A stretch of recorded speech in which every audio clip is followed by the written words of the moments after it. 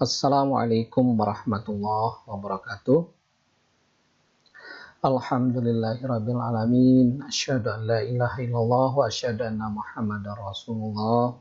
Raditu billahi rabba wa bil islami dina wa bi Muhammadin nabiyya wa rasula. Rabbi syrah li sadri wa yassir li amri wahlul 'uqdatam min lisani yafqahu qawli. Apa kabar semuanya? Semoga Anda selalu sehat beserta keluarga juga berbahagia di mana saja Anda berada. Kita akan lanjutkan perkuliahan kita tentang kepemimpinan dan berpikir sistem. Yang pada kesempatan ini kita akan membahas organisasi, politik, dan kultur sistem. Nah, ini ada ilustrasi seperti ini ya. Anda melihat ada sapi, kemudian ada seorang yang memerah. Apa yang akan Anda lakukan ketika Anda memerah susu sapi perah, tiba-tiba air susunya tidak keluar? Ya, ada yang menduga di sini, ya ini sapi jantan. Nah, ada juga pendapat bahwa ini sapi belum pernah bunting. Jelas nanti jawabannya apa yang mungkin Anda terpikir oleh Anda untuk menjawab pertanyaan ini. Kita lanjutkan ke ini. Anda mencari penyebabnya. Kenapa? Ya, Anda mencari penyebabnya. Kenapa? Kok tidak bisa kita perah? Kok tidak ada air susunya? Ya, why? Kenapa? Anda langsung menyalahkan sapinya. Ini tidak boleh ya, jangan langsung menyalahkan sapinya. Oh, sapinya ini gara-gara mungkin sapinya kurang benar. Tidak. Banyak faktor yang menyebabkan sapi itu tidak bisa diperah. Ini sebagai ilustrasi. Nanti kita akan pelajari beberapa hal tentang berpikir sistem ini ya, kaitannya dengan organisasi, politik, dan sistem kultur atau kultur sistem ya. Apa saja asumsi dasar untuk memahami manusia dalam organisasi? Ini kaitannya kita akan belajar bagaimana manusia itu kaitannya dengan organisasi ya. Anda mungkin berpikir, wah kok sapi yang ini, tapi ini untuk memancing Anda supaya Anda mulai meluaskan pikiran, menajamkan pola pikir Anda. Oke, kita lanjutkan ya. Nah, asumsi dasar memahami manusia dalam organisasi. Yang pertama, setiap manusia itu mempunyai tujuan dalam hidupnya yang mewarnai setiap gerakan dari tindakannya, baik di luar maupun di dalam organisasi. Termasuk Anda ya, Anda adalah bagian dari manusia kan? Jangan seperti Darwin bahwa orang itu masih keturunan kera, tidak benar itu ya. Jadi Anda termasuk di situ, atau kita semua termasuk Bapak ya, adalah bagian manusia yang harus mempunyai tujuan dalam hidupnya. Bertanyalah pada diri Anda masing-masing, apa tujuan hidup Anda? Apakah sekedar makan, minum, tidur, dan lain-lain yang ini ya. Nah, kalau seperti itu, tidak lebih dari sama halnya, sama halnya dengan hewan. Nanti Anda harus mempunyai tujuan yang lebih hakiki ya. Kalau di dalam agama itu adalah untuk beribadah kepada Allah. Wa ma khalaqtul jinna wal insa illa liya'budun. Ini garis-garis besar yang digambarkan di dalam agama kita, agama Islam. Bahwa manusia dan jin dan manusia diciptakan itu untuk beribadah kepada Allah. Oleh karena itu luruskan bahwa langkah demi langkah Anda itu adalah untuk beribadah. Pak, apa sulit? Tidak ya. Apapun tindakan Anda harus diniatkan bahwa itu beribadah kepada Allah. Nanti ada pahalanya di situ. Seperti Anda kuliah ini. Makanya sering kita ucapkan bahwa di akhir atau di depan itu tetap bersemangat. Ini adalah jihad kita untuk melaksanakan ibadah ya. Walaupun pekerjaan kita itu adalah sebagai mahasiswa. Yang berikutnya, yang nomor 2 ya, dalam upaya mencapai tujuan tersebut, manusia berperilaku dan bertindak yang cenderung serupa atau ajak, ya, monoton terus menerus ya, sebagai pola normatif atau pattern for behavior, atau sebagai suatu yang sudah membudaya atau pattern of behavior ya. Jadi itu sesuatu yang ajak terus menerus ya. Nah, di sini sering kita lakukan ya. Setiap hari kita bangun tidur, ya setelah tidur, bangun tidur, ke kamar mandi, store dulu, terus habis itu berangkat bekerja. Sebelum berangkat bekerja mungkin sarapan, terus itu behaviornya terpola sama ya. Itu asumsi yang kedua. Kemudian yang ketiga, tindakan atau perilaku manusia atau individu tersebut dipengaruhi oleh berbagai faktor yang dapat membentuk perilaku dan tindakan itu sendiri. Baik ketika individu akan memasuki organisasi, dalam organisasi maupun akan keluar dari organisasi. Jadi perilaku ini dipengaruhi oleh berbagai faktor yang dapat membentuk perilaku ya, baik di luar atau di dalam organisasi. Yang keempat, perilaku manusia tidak selamanya tetap, tetapi bisa berubah, baik dalam jangka pendek maupun jangka panjang. Jadi perilaku manusia ini tidak selamanya tetap, tetapi ini ya ada Anda bisa berubah ya, baik dalam jangka pendek maupun jangka panjang. Kita berharap perubahannya itu menuju hal-hal yang baik ya, menuju ihdinas siratal mustaqim di dalam Al-Fatihah yang bukan mungkin ya, insya Allah Anda harus membaca surat Al-Fatihah kalau misalnya di dalam sholat ya, 17 rakaat setiap hari, sehari semalam itu Anda ucapkan, tunjukkanlah ke jalan yang lurus. Jadi ini kita berubahnya harus ke posisi yang baik ya. Oke, kita lanjut. Perilaku manusia adalah akibat yang diarahkan oleh tujuan dan dapat diamati dan diukur serta dapat dimotivasi dan didorong.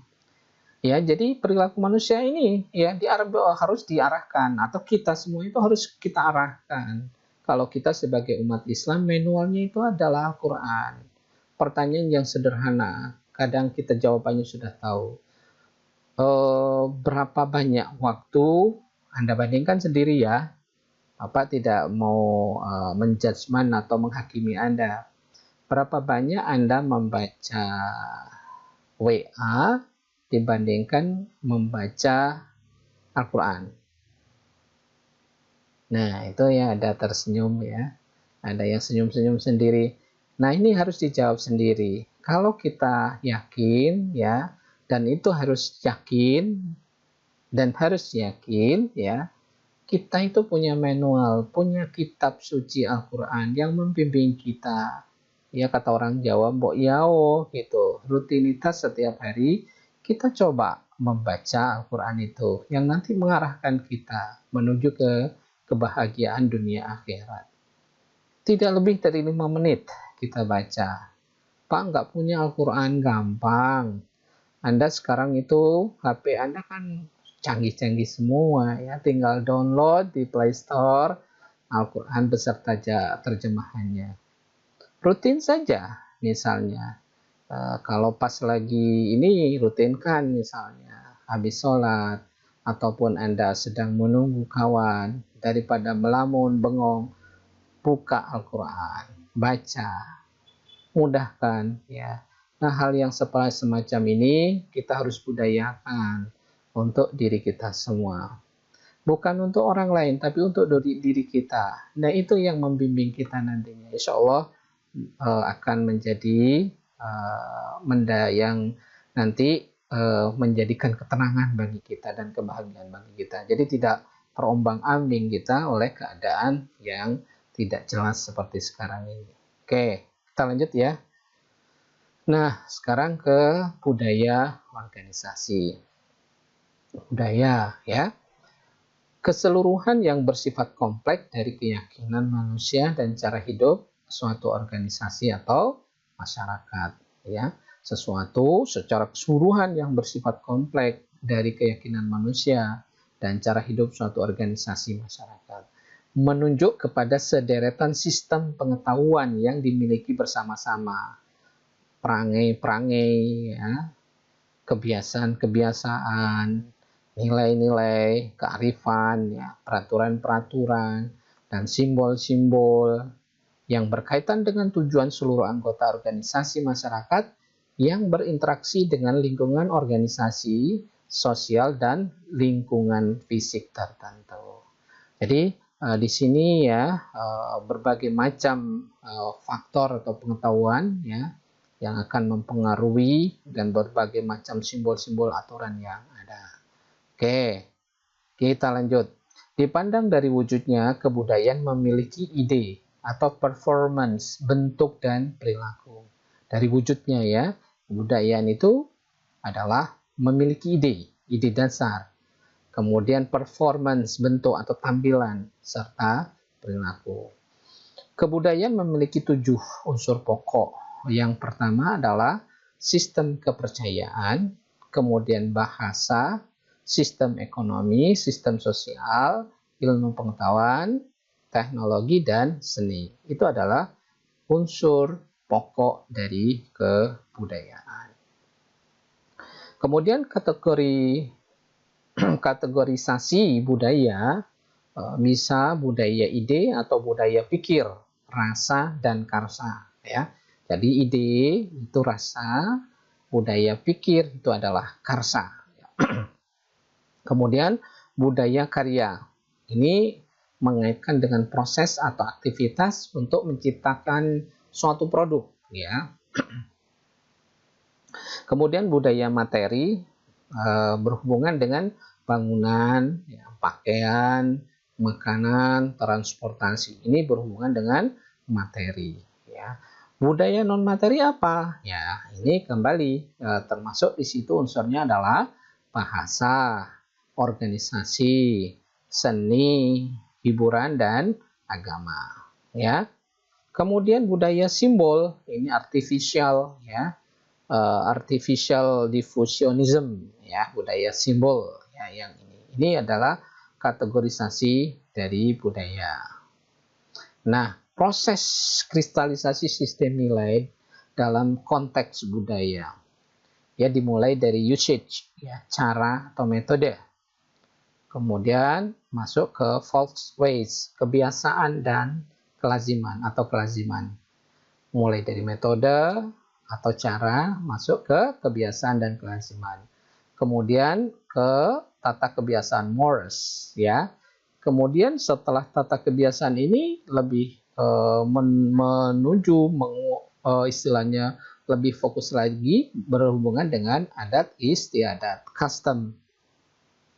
Kemudian kalau dia dalam bentuk tertulis, laws, ya, itu hukum tertulis.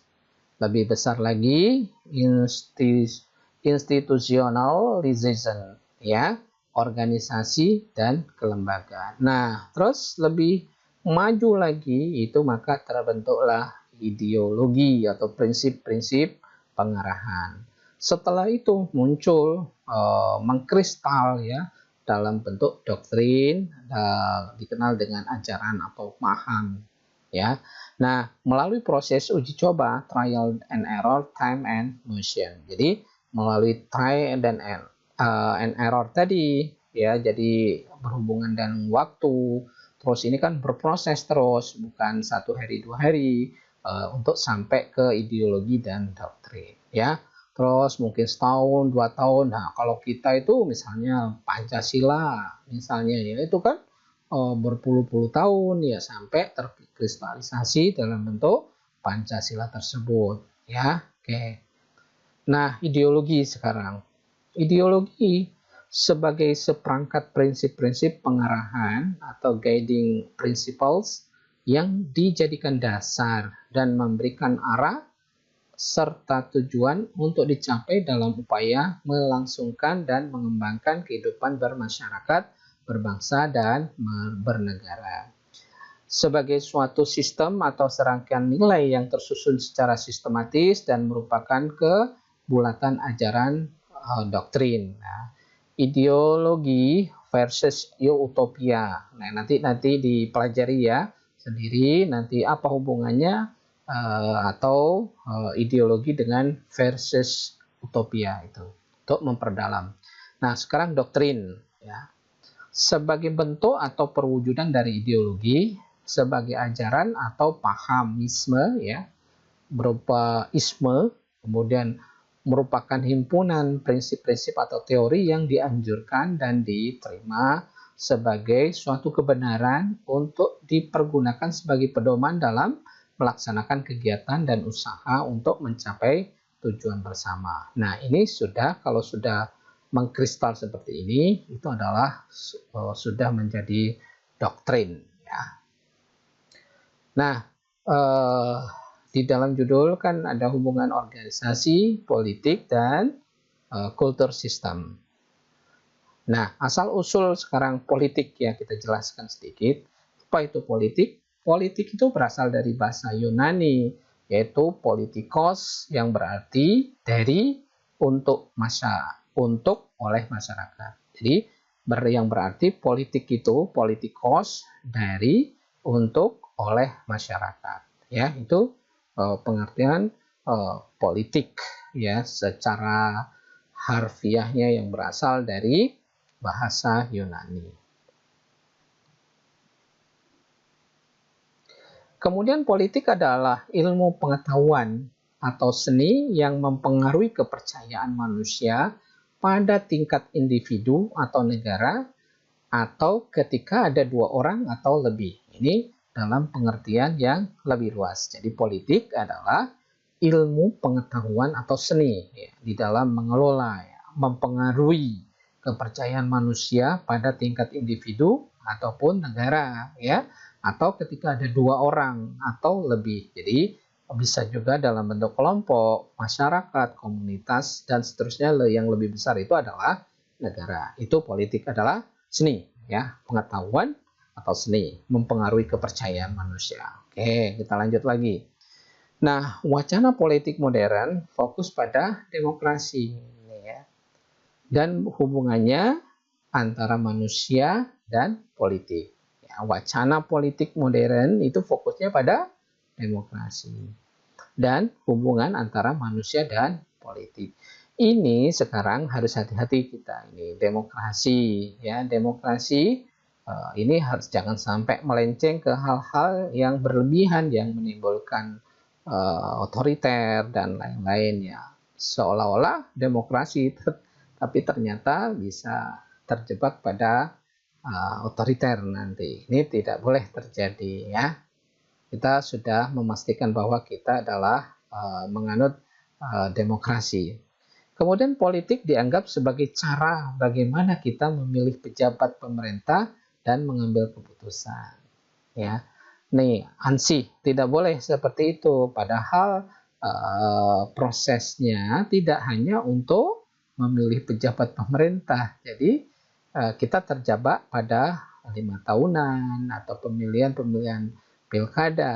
Padahal kita harus memperbaiki tatanan secara keseluruhan sehingga ada pendapat yang politik jahat itu tidak benar, tetapi justru ini menjadi alat bagaimana kita mengkader pemimpin supaya kita mendapatkan seseorang yang bisa amanah, patonah, dan dapat dipercaya, al-amin ya, yang membawa ke kemajuan kita semua ya, menuju kemakmuran bersama, tidak orang per orang seperti sekarang. Seperti judul lagu, yang kaya makin kaya, yang miskin makin miskin. Nah, itu tidak benar ya. Padahal tujuan politik itu adalah sangat mulia. Terus kita lanjutkan ya. Politikal memiliki dampak samping yaitu penyalahgunaan kekuasaan dan ini muncul pada hubungan sosial. Bisa saja terjadi ya kalau misalnya ini dampak jeleknya politik ini kalau misalnya sudah masuk ke kekuasaan bisa otoriter dan menyalahgunakan dan ini akan menyengsarakan kita semua. Tujuan nanti tidak akan tercapai. Ya, oke. Politik bertujuan untuk mengelola wacana, ya, mengelola wacana, lembaga, dan pelaksanaan untuk mengelola kehidupan manusia. Mengelola kehidupan manusia itu sangat mulia. Ya. Tujuan akhirnya itu pasti kebahagiaan bersama. Tidak bisa kita hanya orang per orang yang berbahagia, yang lain harus sengsara, tidak, ya. Kita tidak bisa mengatakan bahwa kita itu berbahagia atau sangat sukses itu kalau tanpa ditopang oleh orang lain, tidak bisa, ya. Jadi kita harus kehidupan manusia ini secara umum harus semuanya sukses, semuanya berhasil, ya, walaupun mungkin ada kategorisasi yang menjadi top leadernya siapa, pemimpinnya siapa, ya pasti ada yang membantu, asistennya dan lain-lain, ya harusnya itu berbagi kemakmuran, tidak bisa sih masing-masing dia sendiri yang berbahagia. Ya contoh begini saja, kalau Anda walaupun Anda menjadi pemimpin top misalnya, jadi presiden, kalau Anda juga kan masih makan kan? Masih makan, butuh nasi, butuh beras. Siapa yang menanam? Apakah dia menanam, Bapak Presiden itu menanam sendiri? Tidak. Itu tatanan itu harus bisa berjalan dengan politik itu.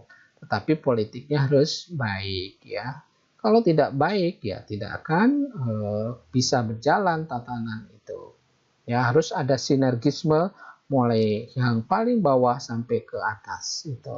Saling tertata rapi, saling menghormati, saling menghargai, dan itu akan menjadi tatanan yang luar biasa. Bagusnya kalau saling menghargai dan menghormati, ya, ada sinergisme. Nah, ini salah satu contoh, ya, manusia menggunakan istilah politik secara negatif.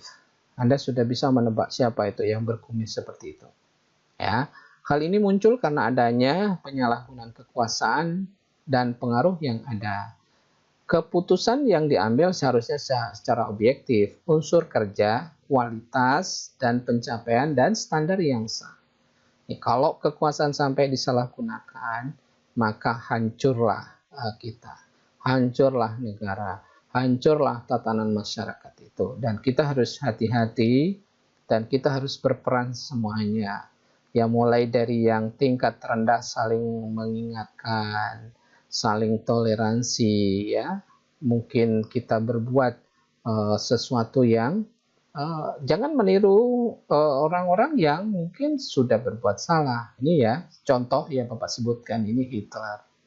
Ya, Hitler ini dengan segala macam kekuasaan yang luar biasa, awalnya dia mempunyai karismatik yang luar biasa, sangat dituruti, sangat diikuti, tetapi disalahgunakan menjadi sesuatu yang kurang, pengennya mengambil hak orang lain, pengen menjajah negara lain. Nah, akibatnya apa? Ya, terjadi kehancuran, pembunuhan yang luar biasa dan kekejaman yang tidak terperikan. Kita juga sudah mengalami hal itu, tapi kita jangan sampai kembali ke yang kondisi yang seperti itu, ya. Bapak tidak mungkin Anda sudah tahu bagaimana kejadiannya PKI misalnya. Ini era reformasi sekarang. Nah, ini juga kondisinya tidak baik-baik amat, ya. Kita harus terus optimis maju ke depan. Ya, kadang kita berpikir lelah untuk melihat kondisi negara yang terombang-ambing seperti sekarang ini. Kita harus mulai dari diri kita sendiri. Ya, kalau orang lain berbuat yang kurang bagus, jangan ditiru. Kita harus tunjukkan berbuat yang amanah, yang baik. Ya, mulai dari diri kita, keluarga, sekitar kita, lingkungan kita, komunitas kita, organisasi kita, ya. Kita harus berbuat yang selurus-lurusnya. Ihdinas siratal mustaqim tadi ya. Mohon petunjuk kepada Allah untuk menuju jalan yang lurus. Kemudian berikutnya ketika terjadi sebaliknya, maka kita menggolongkan politik dengan kecurangan atau perjanjian yang tidak sah, ya. Jadi ini kita tidak harapkan seperti itu. Kemudian politik adalah proses pengambilan keputusan secara kolektif pada komunitas. Jadi politik adalah proses pengambilan keputusan secara kolektif pada komunitas, masyarakat atau kelompok melalui penerapan pengaruh dan kekuasaan. Ini yang kita lakukan ya. Kemudian selanjutnya berhubungan dengan ideologi tadi yang sudah dijelaskan, adalah himpunan nilai, ide, norma, kepercayaan, keyakinan yang dimiliki oleh seseorang atau kelompok sehingga menentukan sikapnya terhadap kejadian dan problem politik yang dihadapinya dan menentukan tingkah laku politiknya. Ini ideologi. Ini salah satu contoh ya kalau Korea Utara ya yang sampai sekarang ini menjadi ya kalau kita katakan masih tertutup dia. Ini salah satu tokoh ya. Bapak tidak usah sebut nanti biar tidak ini ya dikira kita menjelek-jelekan, dan jangan ditiru, kalau perlu jangan ditiru ya. Tetapi kita lihat sebagai contoh yang kurang bagus ya. Nah, ideologi politik adalah keyakinan akan pola tata tertib sosial politik ideal, melakukan kegiatan dan aksi. Contoh misalnya ideologi adalah Marxisme, Leninisme, liberalisme, fasisme, dan sebagainya. Ini ya kita sudah ada undang-undangnya, kan dilarang di kita bahwa itu jangan sampai terjadi. Nah, itu perlu kita pelajari sebagai mahasiswa ya, perlu tahu ya politik seperti apa atau ideologi yang mungkin ya boleh dikatakan harus dihindari, boleh kita pelajari, tapi jangan sampai kita mengikuti ideologi tersebut yang mengakibatkan tatanan sosial menjadi hancur lebur ya. Oke, kita sudah punya Pancasila. Ideologi Pancasila kita yang sudah dikristalisasi dan itu harus kita pegang teguh demi utuhnya negara kita. Kemudian kaitannya dengan masyarakat ya. Manusia memiliki naluri untuk hidup bersama dengan orang lain. Ya, tidak ada kita itu soliter ya seperti singa di padang gurun sana, tidak. Kita memerlukan sebagai makhluk sosial membutuhkan orang lain, mulai dari hal yang kecil sampai hal yang besar kita butuh ya. Kebutuhan untuk bertahan hidup, makan dan minum dan lain-lain, harus mengatur berbagai kepentingan untuk bertahan hidup. Contoh ya, kita melihat makanan atau beras kita, tidak terfikir oleh kita betapa kompleksnya hanya beras itu, memikirkan beras itu. Kalau ditanya dari mana datangnya beras yang kita makan itu, apakah Anda menanam sendiri? Sudah barang tentu jawabannya tidak. Ya, mungkin ada sebagian, tapi itu pun sebagian kecil. Ya, mungkin orang tua Anda beli di pasar. Ya, berapa orang yang berperan di pasar itu? Mulai pedagang, mulai yang ngangkut, mulai yang ngangkat. Ya, kalau itu dari suatu tempat Anda sendiri. Kalau misalnya itu dari tempat yang lain, itu butuh sopir, butuh nanti pom bensin yang memberikan bensinnya, mobil supaya itu sampai ke tempat Anda. Terus, dari mana misalnya? Bahkan kalau dirunut bisa jadi dari Vietnam, bisa jadi. Kalau dari Vietnam kan butuh kapal, atau dari Thailand, atau dari Burma, dan lain-lain. Nah, itu sangat kompleks sekali bahwa kita tidak bisa mengandalkan diri sendiri. Oleh karena itu, pintar-pintarlah kita itu bermasyarakat, ya, karena kita itu adalah makhluk sosial ya. Akan kesulitan kalau kita menjadi orang yang tidak bergaul atau sendiri ya, tidak bisa berbahagia sendiri kalau ada istilahnya itu ya. Oke, melalui kelompok lah atau organisasi, kepentingan ini menjadi dapat dicapai ya. Misalnya dengan kepentingan ekonomi, kelompok ya, berorganisasi di bidang ekonomi. Anda misalnya di bidang kesehatan nanti terorganisir dalam masyarakat kesehatan ya. Maka didirikanlah asosiasi ekonomi seperti perusahaan ya, seperti perusahaan. Oke.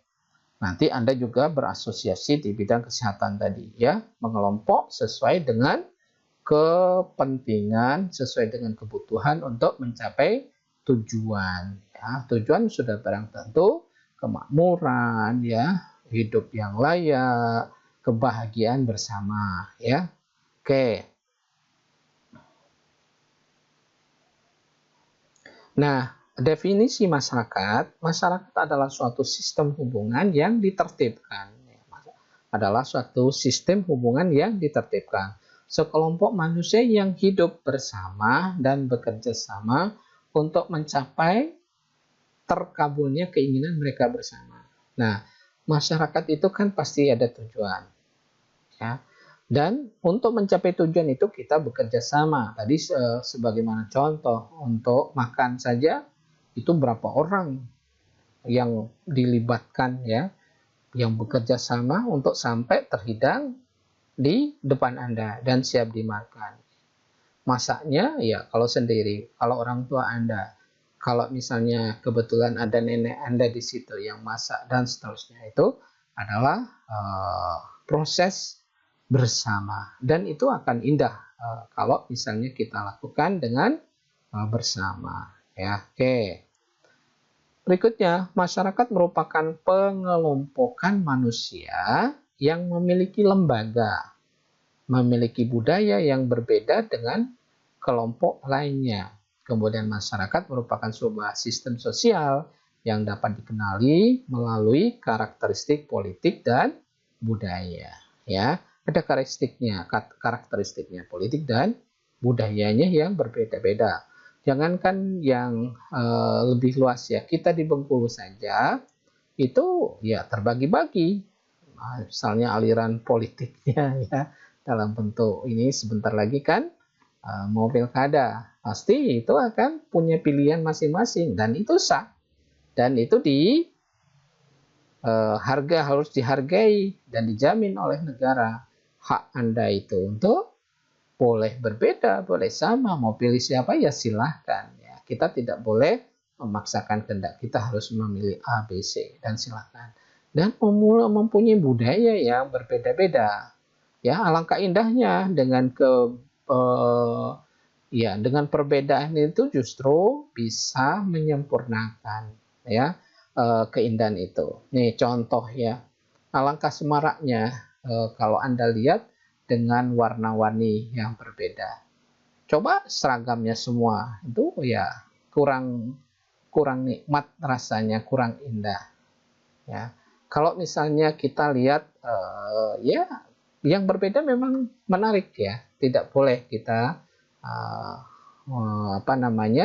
membuat harus sama semua, tidak boleh juga. Justru dengan perbedaan itu saling melengkapi. Ya, oke. Ya budaya ya, mungkin Anda ada yang budaya dari Kaur, ada dari Muko-Muko, ada yang suku Jawa, ada suku Serawai, Lembak, ada Padang, dan seterusnya. Itu akan memperkaya budaya kita, dan kita tidak boleh malu ya dengan budaya kita masing-masing. Tetapi batasannya saling menghargai, tidak boleh mencela atau mengejek atau merendahkan budaya orang lain. Nah, ya, oke. Apalagi membuli. Nah, untuk sementara dicukupkan sekian dulu ya. Insya Allah akan dilanjutkan di minggu selanjutnya. Mudah-mudahan Anda tetap semangat dan Bapak ucapkan terima kasih. Assalamualaikum warahmatullahi wabarakatuh.